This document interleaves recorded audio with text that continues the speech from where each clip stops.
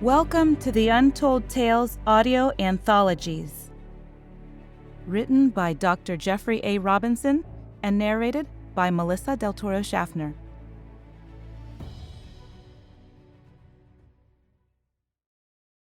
Things that go bump in the night.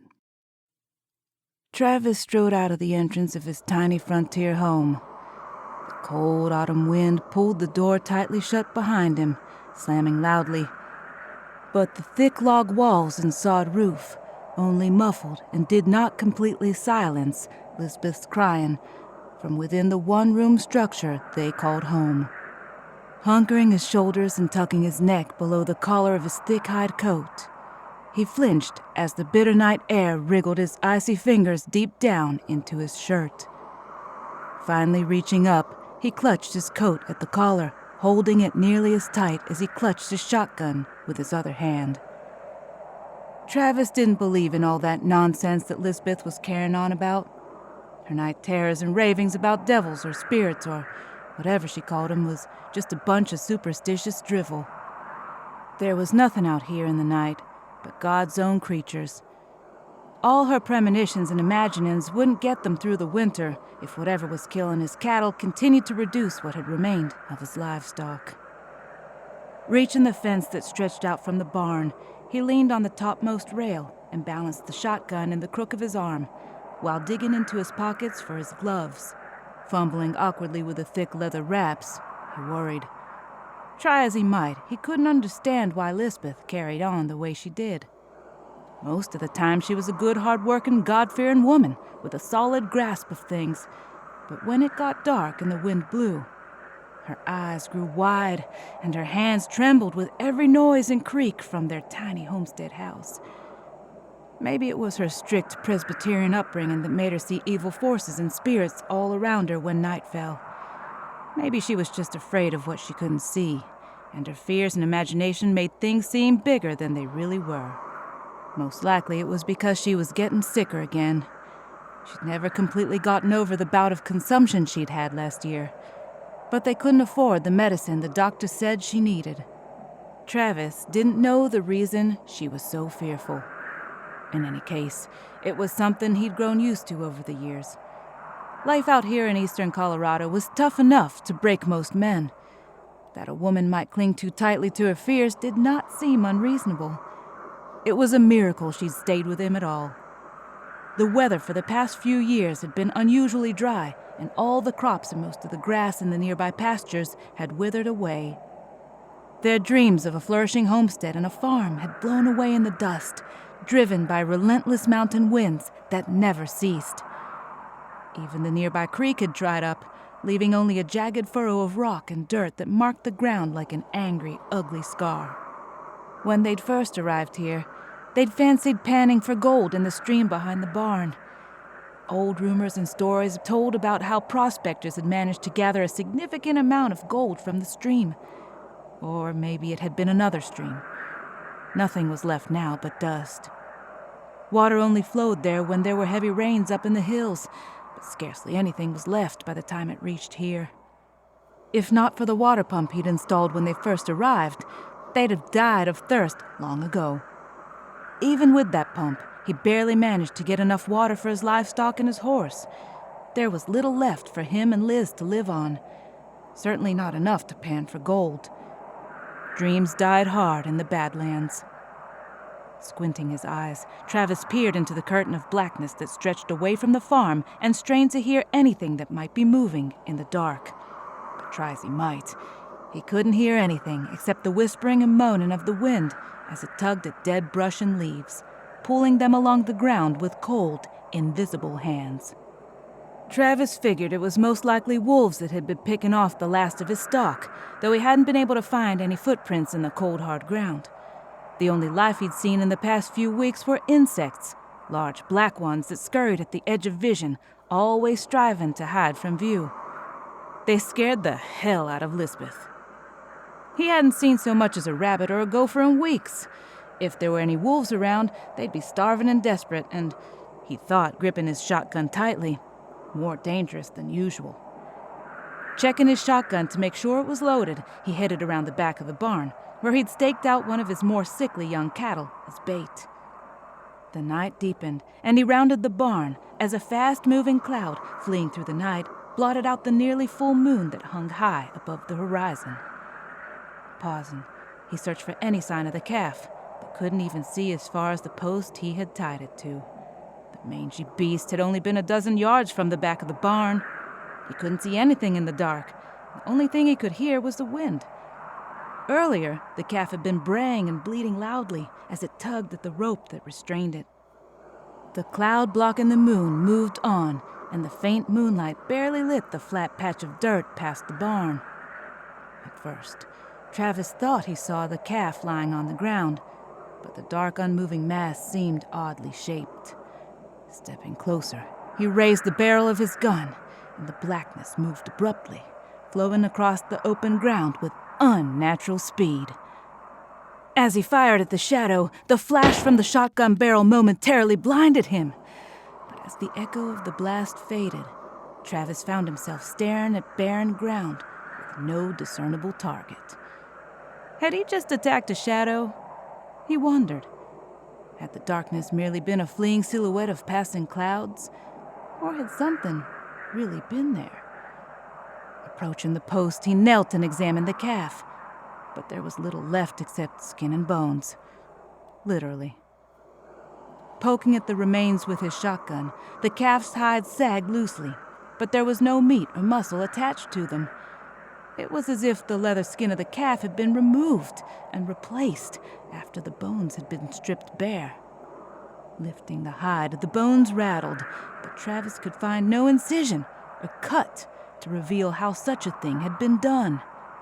There were no openings except the gaping jaws and the empty eye sockets that stared back at him with unnatural horror. Dropping the strange carcass, Travis lowered his head to the ground and searched for any sign of tracks, but found nothing. Perhaps the wind had already blown them away. The only disturbance to the dirt around the post were the calf's own hoof prints and the pattern of the buckshot about a dozen feet away where he had fired at the fleeting shadow. Noticing something that he had originally thought was a wind-blown leaf, Travis inched forward and picked up a small black sliver. Standing, he held it up and examined it, but it was only the body of an insect, one of those long black things he had seen skittering about the homestead during the past week. Holding it carefully, he stuffed it into the pocket of his coat and glanced back down at the dead calf as he walked slowly back toward the farmhouse. The bitter sting of the wind did not seem as cold as if it had before. Perhaps it was offset by the cold chill that now formed at the base of his spine and rose to the nape of his neck. Without conscious intention, his pace quickened, and he hurried back to the farmhouse where there was light and warmth and strong, thick walls. It was hours later before Travis got a chance to look at the insect he'd brought inside. He hadn't mentioned the calf outside to Lisbeth. She hadn't even heard a gunshot. Shortly after he returned, she stopped crying, and he gently guided her to bed and bundled her in blankets so she could sleep. Her own imagination troubled her dreams enough, but he didn't want to feed them with any worries of his own.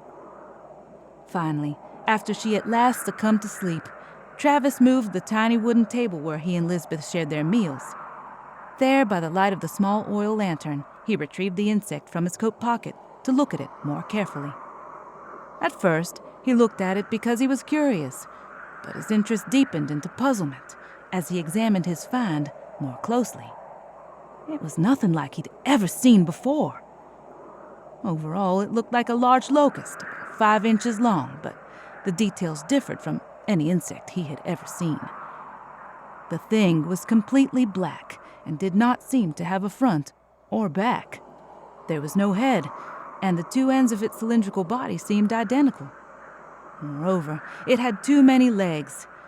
He knew spiders had 8 legs and insects had 6, but this one seemed to have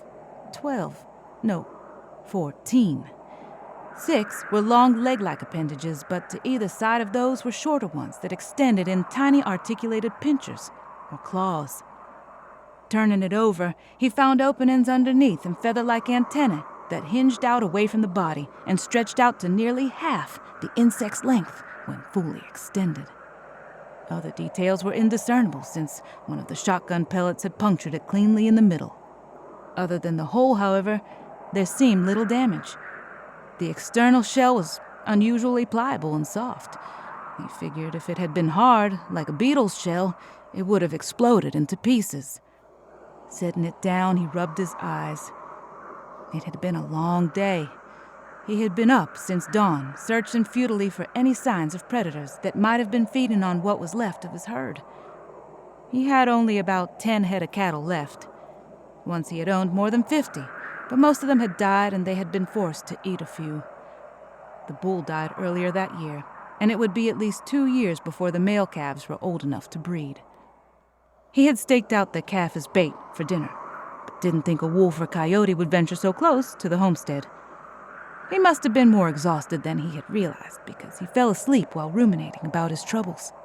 A nearby noise woke him, and he turned quickly to see several of those black insects on the table by the door. By the light of the tiny lantern, he could see a half a dozen of those bugs posed on top of an open book he had been reading the day before. The insects were perched up on their hind legs, and for the life of him, it looked just like they were studying the book.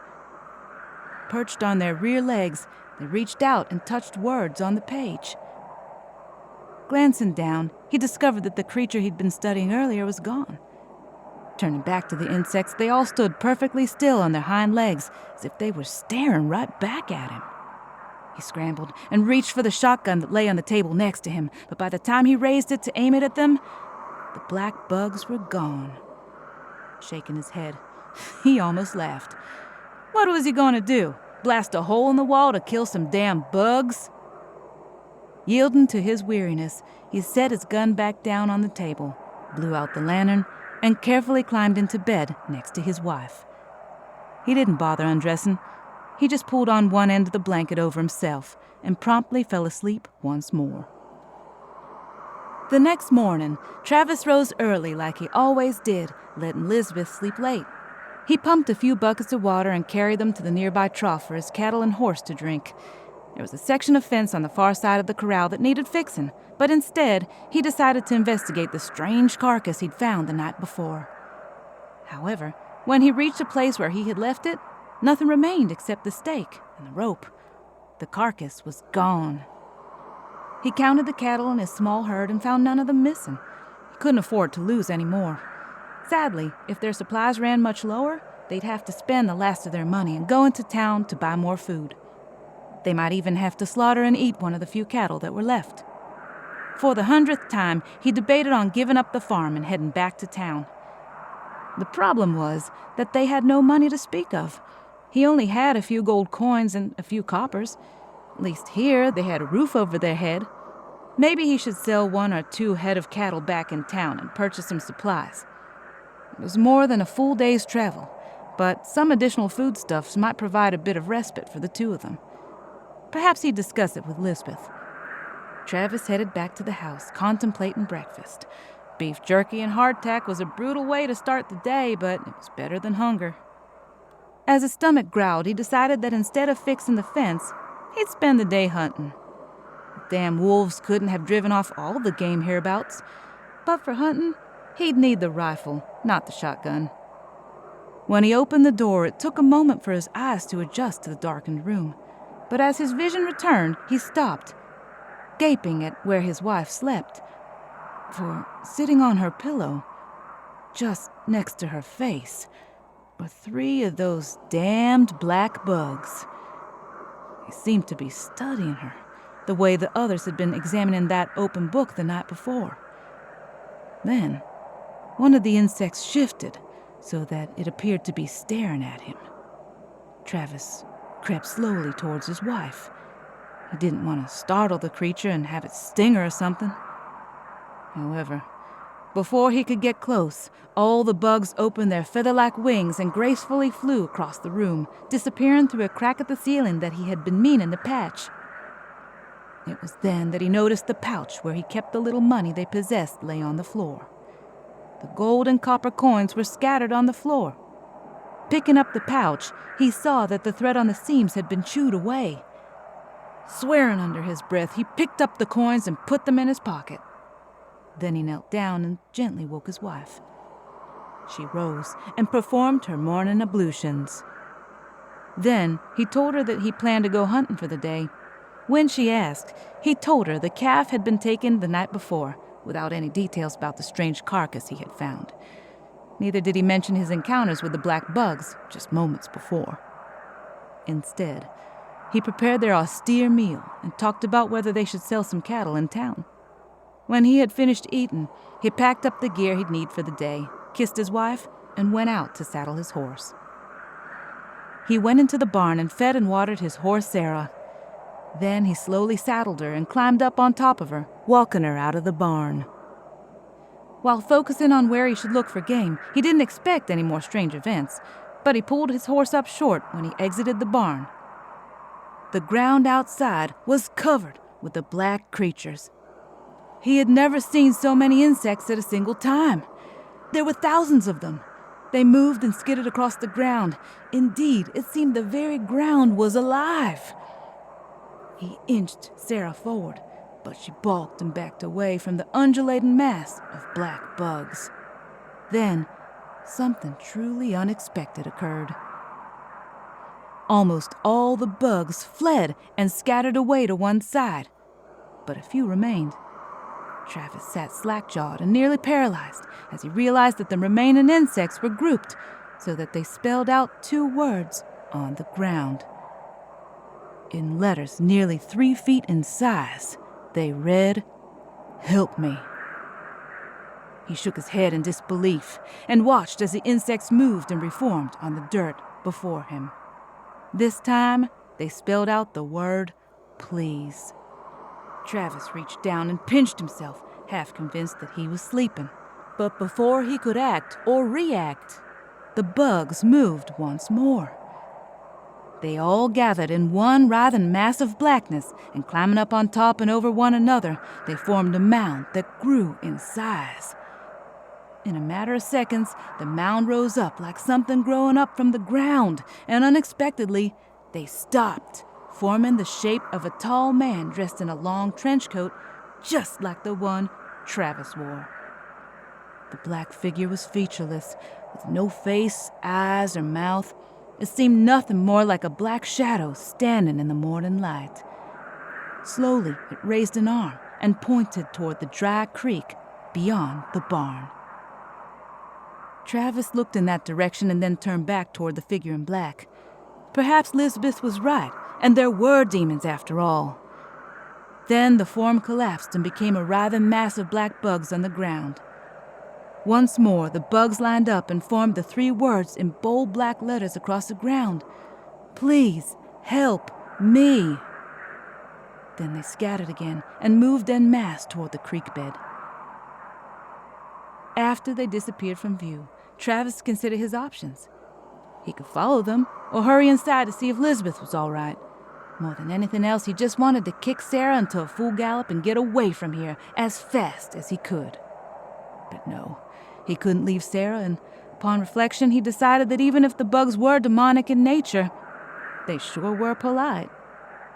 Tentatively nudging Sarah forward, he rounded the corner of the barn and saw perhaps 100 feet away the mass of black creatures waiting for him. As he came into view, they all scurried away, stopping another 100 feet toward the creek. "They're leading me somewhere," thought Travis. He reached down and touched a rifle next to him before realizing that it would be useless against the insects. There was no way he'd ever be able to kill them, one shot at a time. He then regretted that he hadn't brought his shotgun. Fighting back the desire to flee, he wondered where they were taking him and slowly followed them further from the homestead. The slow progression of bugs leading Travis lasted for about 15 minutes, taking him about a quarter-mile upstream along the dried-up stream bed. It was then that he stopped to study what it was they had brought him to. There, on one side of the gully, was a metal object. It was disc-shaped, like a flattened sphere. It was larger than a wagon, and it rested on the ground. Moreover, it was shiny, as if it had been polished, though now it was covered in dust and dirt. Indeed, it was half buried. It looked like it had managed to position itself near the side of the creek, though Travis could see no wheel tracks suggesting how it might have gotten there. It was obvious what the problem was. The high bank next to the thing had collapsed, half burying it in dirt and stone and trapping it there. More than a ton of gravel and rock lay across the top of the object. The largest rock looked to be maybe half a ton in size. The bugs scampered and crawled all over the metal object. After a few minutes, they gathered together once more and reformed again into the shape of a man in black. As before, the figure once again raised an arm and pointed at the metal device. Travis stopped for a moment and slowly nodded that he understood.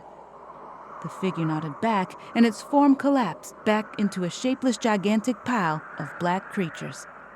Then they all scattered away. In less than a minute, they were all gone. Not a single of the creatures remained in sight. Travis waited another minute before turning his horse and heading back to the barn. Dismounting, he hitched Sarah to a fence post and gathered some tools. He took a long length of strong rope, a shovel, a pick, and a long metal pole that he could use as a pry bar to move those big rocks. When he had everything he needed, he mounted his horse and headed back to the creek. When he arrived, only a few bugs were visible, a small assembly of the winged insects, a tiny contingent of perhaps a dozen bugs that stood, as if they had been waiting for him. Then they too vanished. Travis dismounted Sarah once more and got to work. It wasn't easy. His efforts to remove the debris burying the object took him more than half a day. He'd been able to remove most of the rock using a pick and shovel, but he had to use the rope with Sarah pulling on it as he worked with the metal pry bar for leverage to move the large boulders that trapped the metal contraption. When he was done, he leaned on the pole, wiping sweat from his brow. The insects scurried over the object, inspecting it and surveying Travis' work. Then they all disappeared unceremoniously into the object through tiny holes at its edge that Travis hadn't noticed before. He waited, but all the insects had disappeared and none reemerged. Shaking his head, Travis wondered what he had been thinking of. The entire morning and part of the afternoon had passed, and he had nothing to show for it except sweat, dirty hands, and a sore back. But that was the way things were out here on the frontier. Neighbors helped neighbors and expected nothing in return. Packing up his tools, he led Sarah back to the barn where he put everything away and brushed Sarah down. He poured out an extra portion of feed for her and topped off the horse trough with fresh water. Then, returning to their small one-room house, he ate lunch with Lisbeth, telling her that he hadn't found any game or any of the wolves and that he'd wasted the entire day. He didn't tell her how he'd really spent the morning. After lunch, he fed and watered the cattle and completed his other daily chores. Then, exhausted from his labors, he fell asleep, despite the fact that it was still light outside. He slept undisturbed, in the soundest of slumbers, and had the strangest dreams. At least until he woke to the sound of Lisbeth screaming at the top of her lungs. He struggled to orient himself and determine what she was yelling about, finding that she was standing on a chair pointing at the open door. There, in the center of the doorway, standing on its hind legs, was the largest bug Travis had ever seen. It was at least a foot in length, and it waited patiently as if it were a dinner guest waiting to be invited in. Travis approached, uncertain what to do, but the insect dropped to the ground and skittered about 10 feet away before standing up once more, as if waiting for him. I'm being led somewhere again, he thought.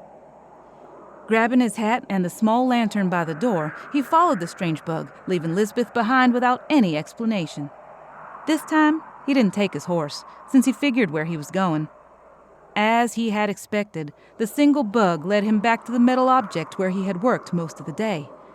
The object, however, now gleamed like a polished mirror, clearly reflecting the moon, stars, and his tiny lantern. The bug he had been following ran up to the top of a small mound of leaves and chittered loudly at him. It was the first sound that he had ever heard any of them make. Then, bugs flowed out of the object and swarmed around the mound, joining in and gathering together to spell out 2 words for him to read. They said, "Thank you." Travis shook his head in disbelief. Then the bugs scattered and disappeared one last time, vanishing into the object.